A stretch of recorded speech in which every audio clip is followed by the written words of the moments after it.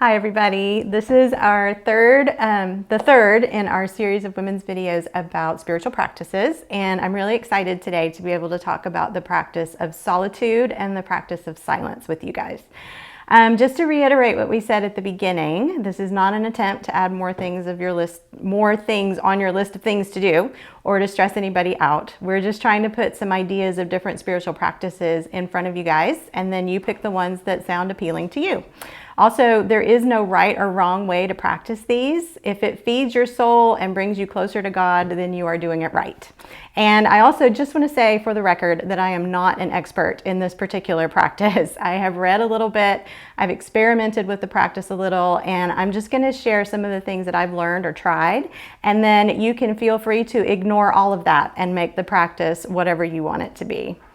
So I'd never really heard of solitude or silence as something that one might practice as a spiritual discipline until pretty recently. A lot of us practice a version of this anyway. If you have your quiet time or you go on a prayer walk, you're finding a spot off by yourself so you can focus on God. And that's awesome. And if that version of the practice is helping you, then you can just stop the video right now.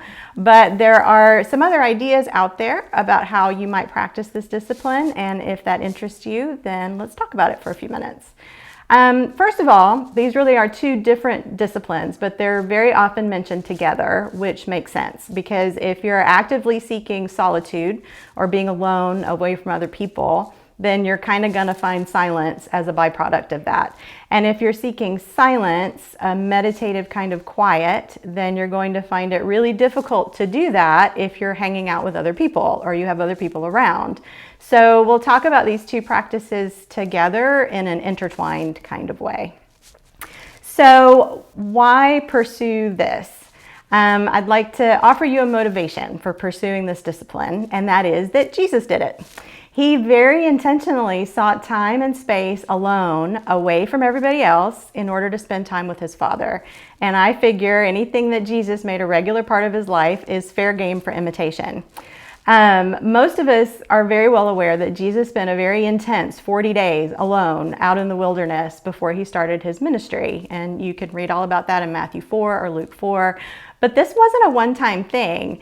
Jesus tended to just kind of take off by himself. Most often to pray. Here are a few. In Mark 1:35, it says, very early in the morning, while it was still dark, he got up, went out, and made his way to a deserted place, and he was praying there. In Luke 5:16, it says, he often withdrew to deserted places and prayed. In Luke 6:12, it says, during those days, he went out to the mountain to pray and spent all night in prayer to God. And in John 6:15, it just says, when Jesus knew they were about to make him king, he withdrew again to the mountain by himself. He just took off.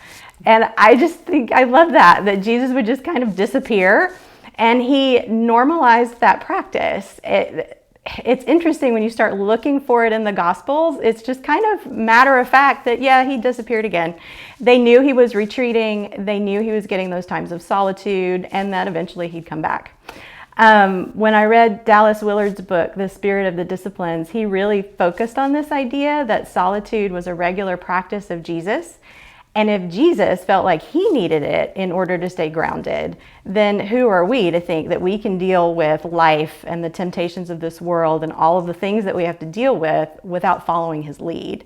And if we're disciples of Jesus, we kind of should seek to follow him in whatever he did anyway. And I thought that was a compelling argument.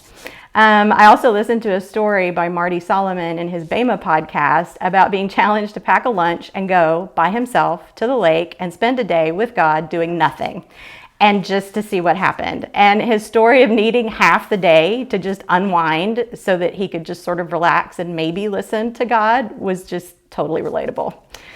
So with all that in mind, I propose that the most obvious way to practice solitude and silence is to take off by yourself. Schedule it. Find a place, set a time, just go. Do what Marty Solomon did and go to the lake for a day or an afternoon, or go on a long hike, or take an overnight trip, or even a whole weekend. Book a hotel room if that appeals to you, or find a cute little Airbnb, or go camping, whatever sounds like it would really feed you. The main point is to make the time and then go be alone with God. So a little story, I tried this and it was so interesting. I am an introvert of introverts. So this idea of scheduling that time on purpose, all by myself, just to be quiet and pray and think, it just sounded awesome. But the funny thing is, when I started to plan it out, I just ran into a million different mental blocks. It was hard to find a time. I can't go here, I can't go there because I've got this going on, I've got that going on, but what about the family, but what about whatever? And then thinking about, like, this is kind of weird and strange. Actually, I'm just taking off by myself. I'm not writing the great American novel. I don't have any major thing I'm wanting to accomplish. I'm just going to spend time with God. That just sounded strange. What are people going to think? What are the kids going to say? All of that. Is it going to be worth the money to go do that? And on and on and on. And it began to dawn on me that this thing that Jesus did that seems so simple must have been really difficult to actually hold on to and practice. The pull of the ministry, the pull of the people who were depending on him had to have been so strong. And even one of those scriptures that I read in Mark 1, where it says he went to go pray, the very next sentence is, they all came looking for him, like, where have you been? And so I feel like he had to have really valued this practice in order to keep it up. So that helped me persevere. I actually took a whole weekend for Solitude and Silence one time, and it was really cool and really strange and really quiet, but really valuable. And I really am committed to practicing this more regularly. I think the more that I make the time to practice, the more meaningful the practice will become, which is why you call it practice, because you have to practice it. So if you're in a position to take some extended time, then do it. And I would love to hear how it goes. I also want to talk a little bit, though, about some other ways that you could explore practicing this that don't involve large chunks of time, because not all of us are in a position where you could just go do that, and that's fine. In Celebration of Discipline, Richard Foster says, solitude is more a state of mind and heart than it is a place. Whether alone or among people, we always carry with us a portable sanctuary of the heart. And inward solitude is the freedom to be alone, not to be away from people, but in order to hear the divine whisper better.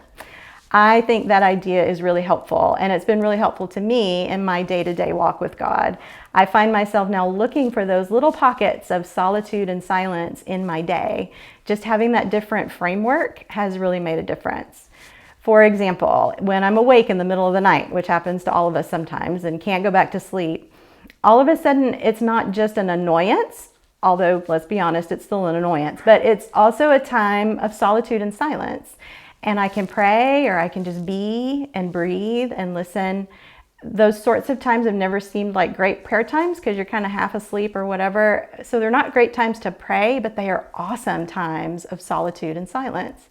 Or if I'm awake really early or really late and the house is quiet, those are times of solitude and silence. And when I frame it that way, my mind seems to be more naturally drawn to God rather than Netflix. And I have come to relish those times alone. I've even found myself hitting the snooze a little less on some days and getting up a little earlier so I don't miss that time of solitude in the morning. Because if I wait too late, my solitude's gone, and then I have to look for another opportunity. The car is another place that I've found that you can find solitude and silence, especially if you're alone in the car on a regular basis. Just leave the radio off and just ride with God. You can pray, or you can just be alone and just be, and you can listen for that divine whisper, even on the road. There isn't a right and wrong. If you feel pulled to this discipline, just pray for God to help you find a way to practice, and then start experimenting. One final thought as we close this very brief overview. As with most spiritual disciplines, there's always a balance. The flip side of solitude and silence is community and communication. You can't have one without the other. Dietrich Bonhoeffer said, "Let him who cannot be alone beware of community. Let him who is not in community beware of being alone. Each by itself has profound pitfalls and perils. One who wants fellowship without solitude plunges into void of words and feelings. And one who seeks solitude without fellowship perishes in the abyss of vanity, self-infatuation, and despair."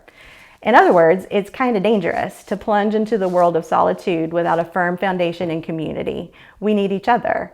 But on the flip side, it can also be dangerous to be deeply in community without taking the time to reflect and connect in solitude with God. I have one more quote for you. We must seek out the recreating stillness of solitude if we want to be with others meaningfully. We must seek the fellowship and accountability of others if we want to be alone safely. We must cultivate both if we are to live in obedience. So with that, I hope some of you will be inspired to try the practice of solitude and silence. There's so much more that could be said. There's a lot of reading you could do on these practices individually and together. But if you've made it this far, I hope that you start praying for God to show you the spaces in your life where you can begin to practice seeking Him through solitude or silence or both. And I'm pretty confident He'll send you some ideas. So let's share our insights with each other as we journey into these spiritual disciplines together. Thanks for listening. Love you guys.